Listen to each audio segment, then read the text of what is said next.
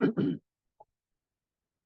दोस्तों, Phoenix study circle में आप लोगों का स्वागत है। तो हम लोग पढ़ रहे थे सेल के बारे में, है ना, कोशिका। और इससे पहले जो है हम लोग जो है इसका बेसिक कॉन्सेप्ट पढ़ चुके हैं सेल का। ठीक है। उसके बाद न्यूक्लियस केंद्रक के बारे में पढ़ चुके हैं। उसके बाद साइटोप्लाज्म के बारे में पढ़े। फिर जो है सेल ऑर्गेनेल कोशिकांग के बारे में जो प्रमुख है उसके बारे में पढ़े। ठीक है। जो अगर अभी तक नहीं पढ़ पाए तो उनका जो है, आप पहली बार वीडियो देख रहे हैं तो इसका डिस्क्रिप्शन बॉक्स में उन सब का लिंक दिया हुआ है, आप जाके देख सकते हैं। ठीक है। तो देखिए, सेल जो है वो दो तरह का होता है। ठीक है। एक को कहते हैं प्रोकैरियोटिक सेल, इसमें थोड़ा सा नहीं दिख रहा होगा। प्रोकैरियोटिक जो है इस तरह से प्रोकैरियोटिक। और एक होता है यूकैरियोटिक। ठीक है। यहाँ पर स्पेलिंग देख लीजिए, ऐसे है CROCARYOTIC, प्रोकैरियोटिक सेल। और यूकैरियोटिक EUCARYO।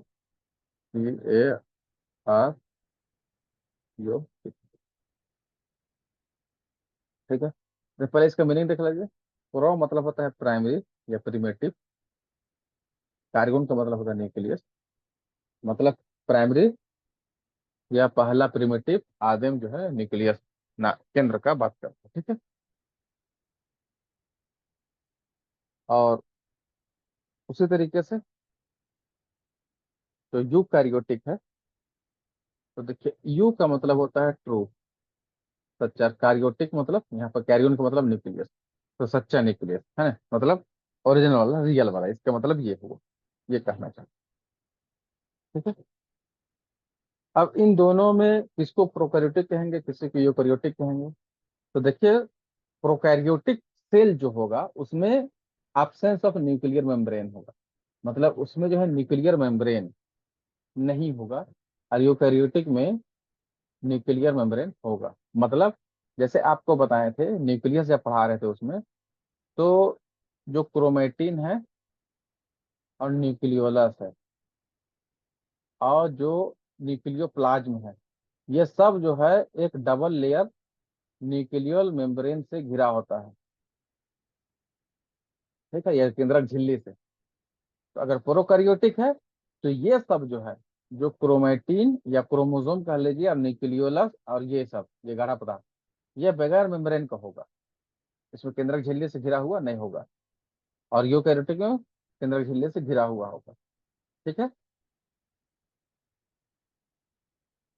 और दूसरा बात यह है कि इसमें जो है लैक ऑफ साइटोप्लाज्मिक ऑर्गेनेल, मतलब साइटोप्लाज्म में जो ऑर्गेनेल, जो कोशिकांग पाया जा रहा था, उसका कमी होगा यहाँ पर, वो नहीं पाया जाएगा।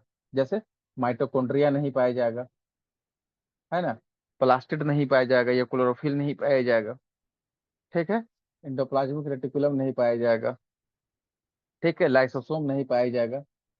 तो ये सब जो है इसमें एब्सेंट रहेगा।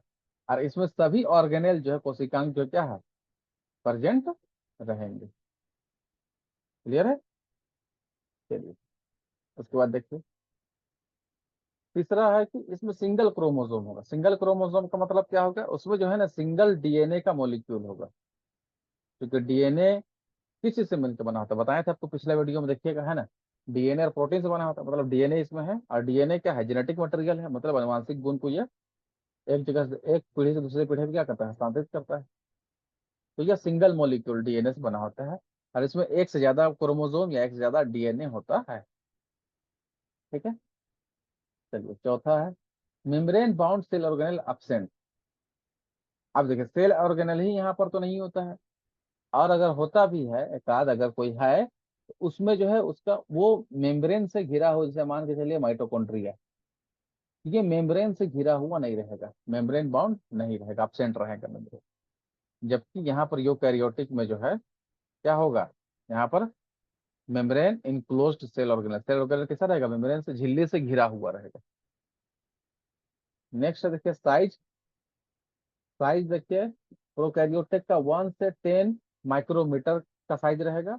और यूकैरियोटिक सेल का जो है साइज 5 से 100 माइक्रोमीटर के बीच इसका साइज रहेगा। ठीक है। अब देखिए, प्रोकैरियोटिक का जो है एग्जाम्पल है वो है बैक्टीरिया। जितने बैक्टीरिया प्रोकैरियोटिक होते हैं, और ब्लू ग्रीन अलगी। ठीक है, ब्लू ग्रीन अलगी, ये सब क्या है, एग्जाम्पल है किसका, प्रोकैरियोटिक का। या कह लीजिए कि यूनिसेल्यूलर, यूनिसेल्यूलर ऑर्गेनिज्म जो है ना, वो जनरली जो है किसमें आते हैं, वो प्रोकैरियोटिक में आते हैं। और मल्टी यूनिसेल्यूलर मतलब क्या है, ऐसा जीव जो एक सेल से बना है, या एक सेल ही पूरा जीव है, जैसे अमीबा है या बैक्टीरिया है। ठीक है, ये सब क्या है, ये प्रोकैरियोटिक में। और इसमें जनरली जो है मल्टी सेल्यूलर ऑर्गेनिज्म आएंगे, मल्टी सेल्यूलर ऑर्गेनिज्म। ठीक है, इसमें ह्यूमंस भी आ जाएंगे, और जितने एनिमल्स है वो सभी आ जाएंगे। ठीक है, और जिसमें प्लांट्स है वो सब इसमें आ जाएंगे। तो ये सब मल्टी सेल्यूलर होते हैं। तो ये इसका ये कैरोटिक सेल का जो है क्या हो जाएगा, ये एग्जाम्पल हो जाएगा। ठीक है, उसके साथ साथ इसका एग्जाम्पल में फंजाई भी आ जाएगा, इसका एग्जाम्पल प्रोटोजोआ भी हो जाएगा। ठीक है, आगे जब पढ़ेंगे तो ये सब और समझ में आएगा कि हाँ ये सब कैसे है। ठीक है, चलिए, तो यहीं पर थोड़ा सा एक बात थोड़ा सा समझ लीजिए।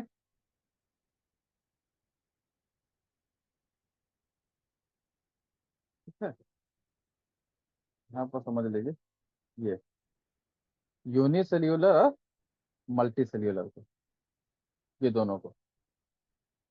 तो ऑर्गेनिज्म, जो जीव होते हैं ऑर्गेनिज्म, ये दो तरह के होते हैं, दो तरह। एक होते हैं यूनिसेल्यूलर, या एक कोशिकीय कह लीजिए, एक कोशिकीय मतलब एक कोशिका से बने हैं, है ना। मतलब एक कोशिका से ही, एक कोशिका ही पूरा क्या है, जीव है। जैसे अभी ऊपर एग्जांपल बताया, अमीबा है। ठीक है, या फिर जो है बैक्टीरिया है, या इसको हम लोग कहते हैं जीवाणु कहते हैं हिंदी में। ठीक है, या फिर जो है पैरामीशियम है। ठीक है, इस तरह। और एक होता है मल्टी सेल्यूलर,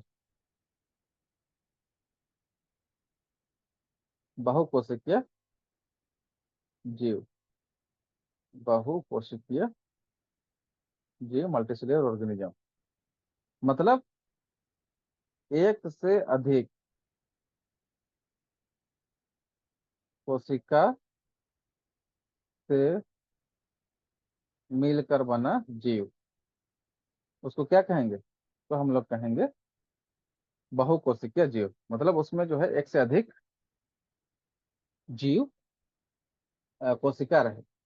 ठीक है, जैसे मल्टीसेलुलर बता दिए, है ना, पूरा एनिमल किंगडम, एनिमल किंगडम, या फिर प्लांट किंगडम पूरा। ठीक है, फंजाई है, ये सब क्या है, ये सब मल्टीसेलुलर का एग्जाम्पल है। उम्मीद करते हैं कि ये जो बेसिक कॉन्सेप्ट थोड़ा सा, बहुत छोटा छोटा बात है जो आपको बताए हैं, वो समझ में आया होगा और अच्छा लगा होगा। वीडियो को लाइक शेयर सब्सक्राइब जरूर कीजिए। Thank you.